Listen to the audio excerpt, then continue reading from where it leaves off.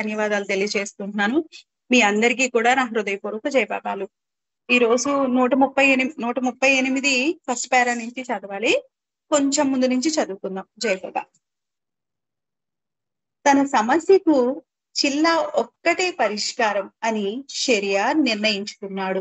అతను 18 సంవత్సరాల పాటు సత్యం కోసం అన్వేషణలో భిక్షాటనతో జీవిస్తూ నిజాయితీగా పవిత్రంగా జీవించి ఎన్ని కష్టాలనైనా ధైర్యంతో ఎదుర్కొన్నాడు. అయినా తన ప్రియుడైన భగవంతునితో కష్టాలనైనా ధైర్యంతో ఎదుర్కొన్నాడు. అయినా తన ప్రియుడైన భగవంతునితో ఏకం కాలేకపోయాడు. తిరిగి ప్రపంచంలో ఒకడైన సంఘ జీవనం గడపటం షెరియార్ ఊహల్లో కూడా ఆమోదించని విషయం. అందుకే అతనిలో తెగింపు వచ్చింది. భగవదైక్యమో మరణమో ఏదో ఒకటి తేలిపోవాలి అనుకున్నాడు. తిరుగులేని దృఢ నిర్ణయాన్ని తీసుకున్న షెరియార్ తన చేతితో నేల మీద వృత్తాన్ని గీసి అందులో ప్రవేశించాడు. అతని హృదయం భగవదైక్యం కోసం ప్రార్థించింది. కాలం చాలా నెమ్మదిగా గడుస్తోంది. ఏ రోజు నడుస్తోందో షెరియార్ గుర్తించే స్థితిలో లేడు. భయంకరమైన కేకలు వినబడ్డాయి. తర్వాత పెద్ద పెద్ద శబ్దాలు కూడా వినబడ్డాయి. అకస్మాత్తుగా షెరియార్ ముందు ఒక సింహం పెద్దగా గర్జిస్తూ అతని మీద పడి భక్షించడానికి సిద్ధంగా నిల్చుంది. అయినా షెరియార్ కదలలేదు. అంతే, సింహం అదృశ్యమయ్యింది. తర్వాత క్రోధంతో గాండ్రిస్తూ ఒక పులి వచ్చి వృత్తం చుట్టూ గంటల పాటు తిరిగింది. అయినా షెరియార్ తొనకలేదు. పులి మాయమయ్యింది. అంతలో వృత్తం చుట్టూ నేల నుండి మంటలు లేచాయి. మంటలు షెరియార్ను చుట్టుముట్టాయి. ఆ మంటల్లో కాలి బూడిద అవడం ఖాయం అనుకున్నాడు షెరియార్. అయినా అతను కదలలేదు. మంటలు మాయమయ్యాయి. భీకరంగా అరుస్తూ రాక్షసులు ప్రత్యక్షమయ్యారు. అయినా అతను చెలించలేదు. ఆ దృశ్యం కూడా మాయమయ్యింది. అతనిని హింసించుటకు అలా అనేక భయంకరమైన దృశ్యాలు ఆగకుండా ప్రత్యక్షమవుతూ అదృశ్యమయ్యాయి. షెరియార్ ఆ పరీక్షలన్నీ ధైర్యంగా తట్టుకొని వృత్తం నుండి బయటకు ఒక్క అంగుళం కూడా కదలలేదు. అలా 30 రోజులు గడిచాయి.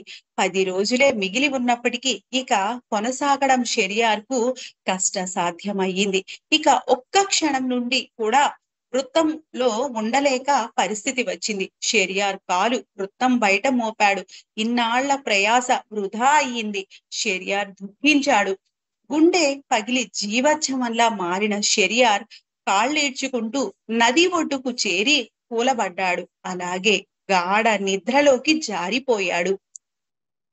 ఎంతటి దుర్భరం! 18 ఏళ్ల కఠోర దీక్షకు పర్యవసానం పరాజయమా? ఆ బాటసారిని భగవంతుడు కరుణించలేడా? అతని శేష జీవితం అంతా ఆ పరాజయ భారాన్ని తలుచుకుంటూ కృంగిపోవలసిందేనా? ఇప్పుడు అతను ఏమవుతాడు? అతనికి చనిపోవాలని ఉంది. భగవంతుడు అతనిని ఎందుకు చావనియడు? విజయవంతం కాని ఆశయాలకు తోడుగా విధి అతనికి మరేదైనా నిర్ణయించిందా? అవును, తప్పకుండా ఉంది. దివ్యవాణి పలుకులను షెరియార్ విన్నాడు. ఎవరినైతే నీవు కోరుతున్నావో, ఎవరినైతే చూడాలని నీవు తహతహలాడుతున్నావో అతని పొందిక లేదు. నీ భాగ్యంలో నీ కుమారుడిదే ఆ భాగ్యం. అతని ద్వారా నీదే. నీ కుమారుని ద్వారా అన్న మాటలు ప్రతిధ్వనిస్తుండగా షెరియార్ కళ్ళు తెరిచాడు. చుట్టూ కలియజూచాడు. ఎవ్వరూ కనిపించలేదు. విస్మయంలో ఉన్న అతనికి నీ కుమారుని ద్వారా అనే మాటలు అప్పటికి అతని చెవిలో ప్రతిధ్వనిస్తున్నాయి. షెరియార్కు అంతా అయోమయంగా ఉంది. తనలో తాను ఇలా ప్రశ్నించుకున్నాడు. ఇది భగవంతుని వాణియేనా? భగవంతుడే తనను ఆజ్ఞాపిస్తున్నాడా? నాకు భార్య లేదు, కొడుకు లేడు, నాకు కుటుంబం ఎలా ఉంటుంది? నిజంగా అదే భగవంతుని ఆజ్ఞ అయితే అది తిరుగులేనిది. మంచి చెడుల ప్రశ్నే లేదు. ఈ ఆలోచనలతో షెరియర్ తిరిగి గాఢ నిద్రలోకి జారుకొని 3వ రోజు తరువాతే మేల్కొన్నాడు. మెలకువ రాగానే షెరియర్కు దివ్యవాణి పలుకులు గుర్తుకు వచ్చి దివ్యాజ్ఞ ఎలా అమలుపరచాలో అర్థం కాక అప్రయత్నంగా దక్షిణ దిశగా పూనా నగరం వైపు నడక సాగించాడు. అతని ముఖంలో నిర్లిప్తత నిండి ఉంది. కానీ ఏదో తెలియని శక్తి అతనిని నడిపిస్తుంది.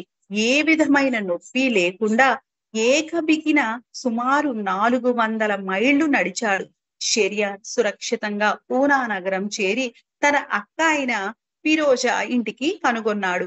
ఆమె ఇంటి గడపలో అడుగు పెట్టగానే ఇన్నాళ్ళు అలసట ఒక్కసారిగా షెరియర్ని విశ్రాంతి యొక్క అవశ్యం గురించి ఆలోచింపచేసింది. తలుపు తెరిచిన ఫిరోజా తన తమ్ముణ్ణి చూడగానే కళ్ళల్లో ఆనంద భాష్పాలు రాలాయి. వారిరువురిలోనూ ప్రేమ వాత్సల్యం ఉప్పొంగగా ఒకరి కౌగిట్లో మరొకరు ఇమిడిపోయారు. కొన్ని రోజుల పాటు షెరియర్ తన సోదరి ఇంటిలో సేద తీర్చుకున్నాడు. కానీ షెరియర్ హృదయం మాత్రం దేనికోసమో ఇంకా వెతుకుతూనే ఉంది. తన సాధన నిష్ఠ తనలోని తపనకు ఉపశమనం కలిగించలేకపోయాయి. కానీ ఫకీర్ జీవితాన్ని వదిలిపెట్టడానికి షెరియర్కు మనస్కరించలేదు. తనలోని ఆధ్యాత్మిక వ్యధను షెరియర్ తన ప్రియ సోదరికి ఏ విధంగా చెప్పగలడు? హిరిన్మాయి అది క్రీస్తు శకం 1877వ సంవత్సరం ఇరాన్ దేశంలో జొరాస్ట్రియన్ కుటుంబానికి చెందిన ఒక యువతి పేరు గొలాండోన్. అప్పటికి ఆమె గర్భవతి.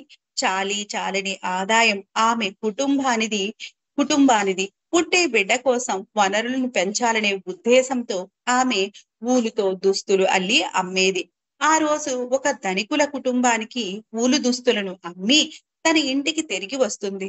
సాయంత్రం అవుతుండటంతో త్వరగా ఇంటికి చేరాలని వడివడిగా అడుగులు వేస్తుంది. గొలాండోన్ దగ్గరి దారిలో ఇల్లు చేరాలని ఇరుకైన ఒక సందు గుండా నడుస్తుండగా ఒక ముస్లిం మతస్థుడు తన ఇంటి ముందు నీళ్లు చిమ్ముకుంటూ కనిపించాడు. గొలాండోన్ ఆ ఇల్లు దాటుతుండగా అతను ఇలా అరిచాడు, ఓ కాఫిర్, పవిత్రమైన ఇలాంటి ప్రాంతాలలోనికి నీవు రావడానికి ఎంత ధైర్యం? నేను చిమ్మిన నీరు ఎండిపోయే వరకు నువ్వు అక్కడే నిలబడు. ఆఖరి నీటి బొట్టు ఆరిపోయే వరకు నిన్ను ఇక్కడి నుండి కదలనివ్వను. గొలాండోన్ నిస్సహాయంగా భయంతో వణికిపోయింది. ఆ ముస్లిం యువకుడు తడిపిన వీధి ఆరడానికి కొన్ని గంటల సమయం పడుతుంది. కానీ అప్పటికే చీకటి ముసురుకుంటుంది. ఆమె ఏం చేయాలో పాలుపోక అలానే నుంచుంది. ఇంతలో కొంతమంది ముస్లిం బాలురు వచ్చి ఆమెను సూటిపోటి మాటలతో అసభ్యమైన పదాలతో గేలి చేశారు. పాపం ఆ యువతి కళ్ళల్లో నీళ్లు నింపుకొని ఆ దుర్మార్గులు తనను సమీపిస్తుండగా తన గౌరవాన్ని కాపాడమని నిండు హృదయంతో భగవంతుణ్ణి మొరపెట్టుకుంది. ఇంతలో ఒక వృద్ధ మహమ్మదీయుడు అటుగా వెళుతూ గొలాండోన్ దీనావస్థను గమనించి ఆ దుర్మార్గులను కొట్టి బాగా మందలించి పంపివేశాడు. ఆ వృద్ధుడు భయంతో ఉన్న ఆమెను ఓదార్చి ఇంటి వరకు సురక్షితంగా సాగనంపి శాంతి కలగాలని ఆశీర్వదించి వెళ్ళాడు. అతని దయార్ద్ర హృదయానికి గొలాండోన్ కృతజ్ఞతలు తెలిపింది. ఇంటికి వచ్చిన ఆమె తన భర్త అయిన దొరాబ్తో ఆ సంఘటనను వివరించింది. ఇక ఇరాన్ లో జీవించడం క్షేమతరం కాదు అని నిర్ణయానికి వచ్చాడు దొరాబ్. అతి త్వరలో భారతదేశానికి వలసిపోవడానికి ఏర్పాట్లు చేశాడు. కానీ గొలాండోన్ గర్భవతి. అంతేకాక అప్పటికే ఆమెకు దౌలా అనే 3 ఏండ్ల వయస్సున్న కుమార్తె కూడా ఉంది. అందుచేత చాలా నెలలకు గాని దొరాబ్ కుటుంబం భారతదేశానికి వలసిపోలేకపోయారు. బొంబాయిలో కొన్ని రోజులున్న తర్వాత గొలాండోన్ 2వ కుమార్తెను ప్రసవించింది. అందాల రాశి అయిన ఆ బిడ్డ రూపానికి తగినట్టుగానే షిరీన్ అనగా సౌందర్య మాధురి అని అర్థం అని పేరు పెట్టారు. షిరీన్ పుట్టిన కొద్ది రోజులకు దొరాబ్ తన కుటుంబాన్ని పూనాకు మార్చి అక్కడ ఒక టీ దుకాణాన్ని ప్రారంభించాడు. కొద్ది రోజుల్లోనే అతను ఎంతో మంది స్నేహాన్ని చూరగొన్నాడు. దానికి కారణం అతని ఔదార్యం, పేదలకు సహాయం చేసే స్వభావం, దైవదత్తమైన హస్తవాసితో అతను తరచూ రోగులకు మూలికలిచ్చి నయం చేసేవాడు. దొరాబ్ ఎప్పుడూ ఉల్లాసంగా ఉండేవాడు. చమత్కారి కూడా. ఒకసారి తన పనిలో నిమగ్నమై ఉండగా రొంపతో సతమతమవుతున్న ఒక వ్యక్తి వైద్యం నిమిత్తమై వచ్చాడు. ఆ రోగి అతి రోగభయంతో చిన్ చింతించే స్వభావం గలవాడుగా ఎరిగిన దొరాబ్ ఇలా చమత్కరించాడు. రోజు చన్నీటి స్నానం చే, పుల్లటి మజ్జిగ త్రాగు, తడి వస్త్రాన్ని కప్పుకొని చలిగాలిలో పడుకో, రొంప అదే నయమవుతుంది. అయితే దొరాబ్ తను తమాషాగా ఇచ్చిన ఈ సలహాను ఆ రోగి పాటిస్తాడని అనుకోలేదు. కొన్ని రోజుల తర్వాత దొరాబ్ ఆ రోగిని కలిసినప్పుడు అతని ఆరోగ్యం గురించి వాకబు చేశాడు. ఆ రోగి ఆనందంతో దొరాబ్ సలహాను తూచా తప్పకుండా పాటించానని, వ్యాధి లక్షణాల నుండి పూర్తిగా ఉపశమనం పొందాలని చెప్పాడు. దొరాబ్ ఆశ్చర్యపోయాడు. యథార్థానికి అలాంటి దినచర్యను పాటించిన వాడు న్యూమోనియా వ్యాధి బారిన పడాలి. ఆ రోజు నుండి రోగులకు సలహాలిచ్చేటప్పుడు జాగ్రత్త వహించాడు. దొరాబ్కు తన చిన్న కుమార్తె అయిన షిరీన్ అంటే వల్లమాలిన ప్రేమ. ఆమె చాలా తెలివైనది, పేరుకు తగ్గ అందగత్తె. కుటుంబమంతా షిరీన్ ముద్దు పలుకులు విని ఆనందించేవారు. ఆమెకు 5 సంవత్సరముల వయస్సు రాగానే ప్రాథమిక విద్య కోసం ఒక ఇరానీ కుటుంబం నివసించే ఇంటికి వెళ్లడం ప్రారంభించింది. ఆమె జీవితంలోని ఆ సంవత్సరం విధి నిర్ణయానుసారం ఎంతో ప్రాముఖ్యతను పొందవలసి ఉంది. ఆ సమయంలో షెరియార్ తన అక్క ఫిరోజా ఇంటిలో నివసించేవాడు. అతను ఎప్పుడు ఏకాంతంలో, జ్ఞానంలో గడిపేవాడు. ఒక్కసారి షెరియార్ అక్కతో తన పాత జీవితాన్ని తిరిగి కొనసాగిస్తాను అనేవాడు. దాంతో ఫిరోజా కలవరపడేది. తన తమ్ముడంటే ఫిరోజాకు అవాజ్యమైన ప్రేమ, అవ్యాజమైన ప్రేమ. అందుకే అతను మరల ఫకీర్ జీవితం వైపు మొగ్గు చూపడం ఆమె భరించలేకపోయేది. ఆమె ఉద్దేశంతో అటువంటి జీవితం గమ్యం లేనిది. ఆమె తరచూ తన తమ్మునితో మంచి ఉద్యోగం సంపాదించి పెళ్లి చేసుకుని సంసార జీవితం గడపమని కోరుతూ ఉండేది. కానీ షెరియార్ పెళ్లి ప్రస్తావనను మర్యాద పూర్వకంగా త్రోసిపుచ్చేవాడు. అతను తన జీవిత గమ్యమైన భగవదన్వేషణను విడిచిపెట్టలేదు. భగవంతుడు తనతో మాట్లాడిన మాటలను స్పష్టంగా విన్నాడు. కానీ వాటి అర్థం మాత్రం అవగాహన కాలేదు. తత్ఫలితంగా అసంతృప్తి నిండిన హృదయంతో షెరియార్ ఆరుబయట ఏకాంతంలో కూర్చుని ఇలా అర్థించేవాడు. ప్రియతమ భగవాన్, ఏమిటి నీ ఇచ్చ? క్రీస్తు శకం 1883 సంవత్సరంలో ఒకనాడు షెరియార్ హృదయమంతా వ్యాకులత వ్యాకులత వ్యాపించగా తన అక్క ఫిరోజాతో తాను ఇల్లు విడిచిపెట్టిపోవలసి సమయం వచ్చిందని చెప్పాడు. ఫిరోజా కళ్ళ నీళ్లు నింపుకొని తమ్ముడైన షెరియార్ను ఇలా ప్రాధేయపడింది. ఇల్లు విడిచి వెళ్ళవద్దు, నీవు పూనాలోనే ఉండు. నీవు వెళ్ళడానికి నేను సమ్మతించలేను. బిచ్చగాడిలా భారతదేశమంతా ఎందుకు తిరగాలి? నీ అభిమతం అర్థం లేనిది.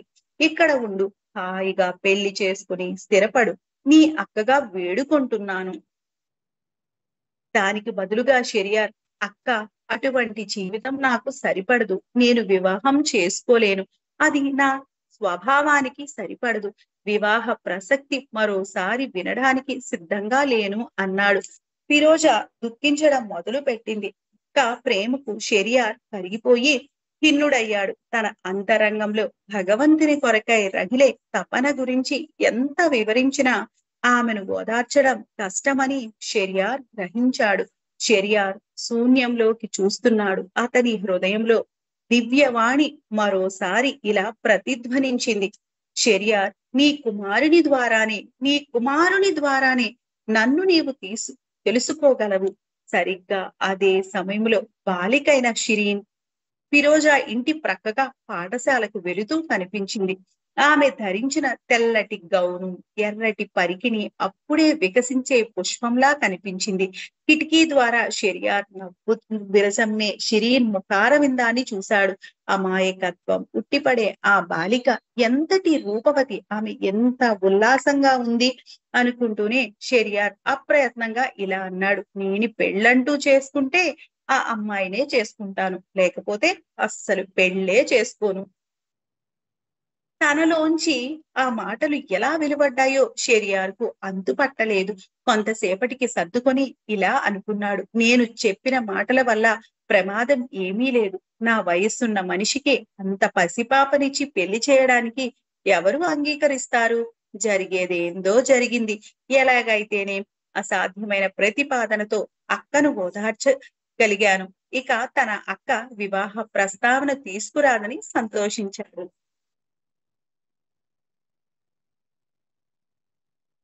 కానీ అతని మాటలు ఫిరోజాలో నిరాశకు బదులు ఆనందాన్ని నింపాయి. ఆమె ఆనందానికి అవధులు లేవు. వెంటనే పరుగులాంటి నడకతో తనకు నేస్తమైన గొలాండూన్ ఇంటికి చేరి ఆమె పాదాలు పట్టుకొని చెక్కిళ్ల వెంట కన్నీళ్లు కారుతుండగా ఇలా అర్థించింది, అమ్మా, నీవు నాకు అతి ప్రియమైన స్నేహితురాలివి. ఈ రోజు నీ నుండి ఒక విషయం అర్థించడానికి వచ్చాను. ఆ సమయం ఆ సహాయం చేస్తానని మాట ఇస్తావా? ఫిరోజాలో కనబడుతున్న ఆందోళనను గ్రహించిన గొలాండూన్ జాలితో, విషయం ఏమిటి? ఏం జరిగింది? ఎందుకంత ఆందోళనతో ఉన్నావు? జరగకూడనిది ఏదైనా జరిగిందా? నాతో చెప్పు అంది. ఫిరోజా ఏడుస్తూనే చెప్పింది, అమ్మా, నా తమ్ముణ్ణి రక్షించు. కేవలం నీవు మాత్రమే నా తమ్ముణ్ణి రక్షించగలవు, నా ఆందోళనను తీర్చగలవు. గొలాండూన్ కంగారుగా ప్రశ్నించింది, నేను ఏం చేయాలో చెప్పు. ఏ రకంగా నీ తమ్ముడికి నేను సహాయపడగలను? ఫిరోజా ప్రాధేయపూర్వకంగా ఇలా అంది, మీ షిరీన్ తో షెరియార్ వివాహం జరిపిద్దాం. అమ్మా గొలాండు, నన్ను నమ్ము. నా ప్రతిపాదన నీకు ఎంత అసంబద్ధంగా ఉంటుందో నేను ఊహించగలను. కానీ ఎలాగైనా దీనికి సమ్మతించాలి.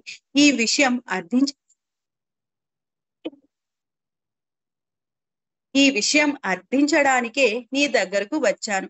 తనకు ప్రియాతి ప్రియమైన స్నేహితురాలు ఫిరోజా దీనావస్థకు చలించిన గొలాండు ఏ మాత్రం ఆలోచించకుండా, అలాగే నీకు మాట ఇస్తున్నాను అన్నది. ఇద్దరు స్త్రీలు ఒకరినొకరు కౌగలించుకున్నారు. ఫిరోజా ఆనందానికి అవధులు లేవు. ఆమెకు ఎంతో గొప్ప విజయం సాధించినట్టుగా ఉంది. ఆ ఆనందంతో ఉప్పొంగిపోతూ త్వరగా ఇంటికి చేరి ఆ సంతోష వార్తను షెరియార్ చెవిన వేసింది. నీవు చూసిన బాలిక తల్లి నాకు ప్రియ నేస్తమే. ఆ బాలికను నీకిచ్చి వివాహం చేయడానికి సమ్మతించింది అని చెప్పింది. దానికి ప్రతిస్పందనగా షెరియార్ అంతా భగవంతుని ఇచ్చ ప్రకారమే జరుగుతుంది అని సమాధానపడ్డాడు. అప్పటికి తన వివాహ విషయమై తన అక్కకు మాట ఇచ్చి ఉన్నాడు. మరి ఇచ్చిన మాటను వెనుకకు తీసుకోలేడు కదా. కాని షిరీన్ తండ్రి అయిన దొరాబ్ మాత్రం ఆ విషయం తెలుసుకొని గొలాండూన్ పై మండిపడ్డాడు. కొన్ని రోజుల పాటు దొరాబ్ దంపతులు ఆ విషయమై గొడవ పడుతూనే ఉన్నారు. కానీ అతను ఏమీ చేయలేకపోయాడు. కారణం, అప్పటికే ఆ ప్రతిపాదనకు గొలాండూన్ అంగీకరించింది. ఆమె మాట మీరలేదు కదా. గొలాండూన్ కు కూడా షెరియార్ అంటే ఎంతో గౌరవం ఉండేది. అటువంటి సాధు పురుషునికిచ్చి తన కుమార్తె వివాహం జరిపించడం ఆమెకి ఏమాత్రం అభ్యంతరం అనిపించలేదు. కానీ దొరాబ్ అటువంటి విపరీతమైన ప్రతిపాదనకు అంగీకరించలేకపోయాడు.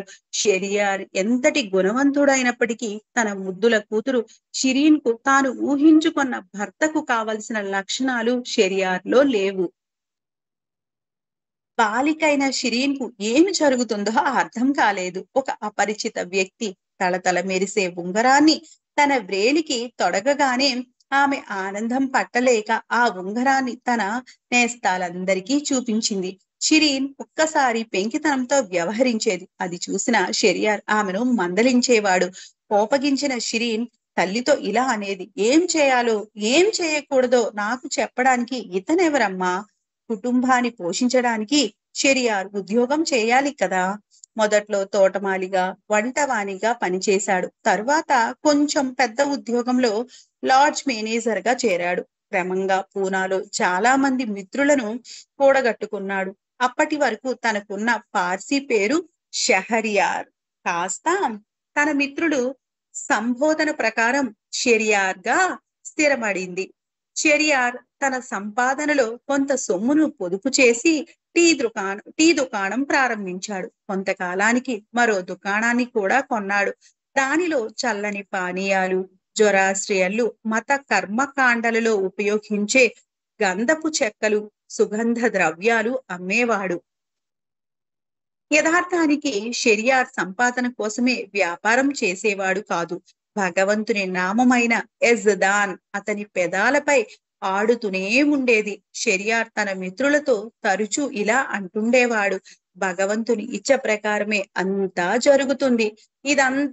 అంతా జరుగుతుంది. జరిగిపోయినదంతా జరగవలసి ఉన్నది. కాబట్టే జరిగింది ఏదైతే జరగవలసి ఉన్నదో అది జరిగి తీరుతుంది. చేసేదంతా భగవంతుడే అయినప్పటికీ తన కుటుంబం పట్ల తనకు గల బాధ్యతను ఏనాడు విస్మరించలేదు. కుటుంబానికి కావలసినవన్నీ తప్పక సమకూర్చేవాడు.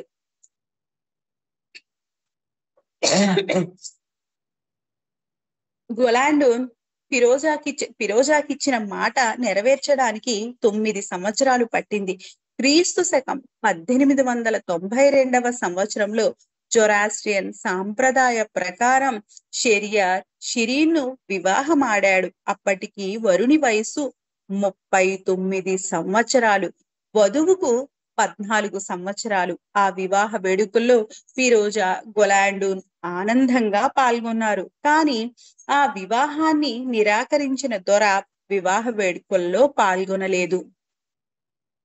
స్వభావ సిద్ధంగా అతి ఉత్తముడు, దయార్ద్ర హృదయుడు అయిన షెరియార్ సంసార జీవితానికి బాగానే అలవాటు పడ్డాడు. అతను చమత్కారంతో హాస్యం రంగరించి మాట్లాడేవాడు. షెరియార్ ఏ విషయంలోనూ సందిగ్ధంతో మసలేవాడు కాదు. అతని బాహ్య శరీరం ఎంత ఆరోగ్యంగా దృఢంగా ఉండేదో అతని అంతరంగం కూడా అంత ఉన్నతంగా వెలుగొందేది. పసితనంలో ఇరాన్ దేశంలో ఉన్నప్పుడు షెరియార్ పాఠశాలకు వెళ్ళినప్పటికీ అకస్మాత్తుగా అద్భుత రీతిలో పర్షియా, అరబిక్ మరియు హిబ్రూ భాషలను చదవడం, మాట్లాడటం, వ్రాయడం నేర్చుకోగలిగాడు. తన మనస్సుకున్న ముసుగును ఎవరో తొలగించినట్టు వెంటనే తనలో ఇది వరకు కూడగట్టుకున్న జ్ఞాన సంపద తన స్వాధీనంలోకి వచ్చేటట్టు అనుభూతి పొందాడు. షెరియార్ అతను ఫకీర్గా తిరిగే రోజుల్లో హస్త సాముద్రికం, జ్యోతిష్య శాస్త్రం నేర్చుకున్నాడు. కానీ పూనాలో స్థిరపడిన తర్వాత నిగూఢ శాస్త్ర పరిజ్ఞానాన్ని షెరియార్ ఎన్నడూ ఉపయోగించలేదు.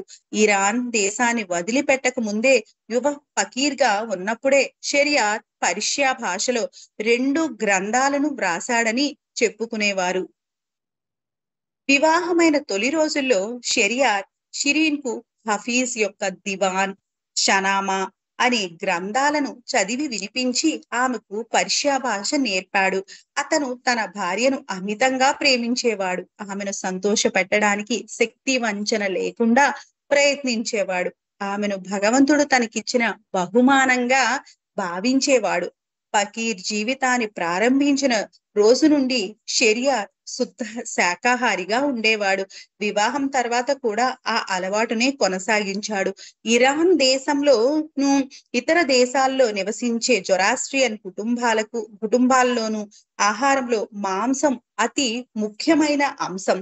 అందువల్ల తన అల్లుడైన షెరియార్ కోసం ప్రత్యేకంగా శాకాహార వంటలు చేయడం గొలాండోన్ కు కష్టంగా ఉండేది. ఒకనాడు గొలాండోన్ షిరీన్ రహస్యంగా మాట్లాడుకుని పప్పులో మాంసమును చిన్న ముక్కలుగా చేసి కలిపి షెరియార్ కు వడ్డించారు. జరిగిన మోసాన్ని గ్రహించి సాధకుడిగా తన నియమం ఉల్లంఘించబడినందుకు తీవ్రమైన బాధతో గుండె బరువెక్కిన షిరీన్ తో ఇలా అన్నాడు: అమాయకురాలా, నీవెంతటి తప్పిదం చేశావో నీకు తెలియదు. భగవంతుడు నిన్ను క్షమించుగాక. अवतार मेहर बाबा की जय, अवतार मेहर बाबा की जय, अवतार मेहर बाबा की जय।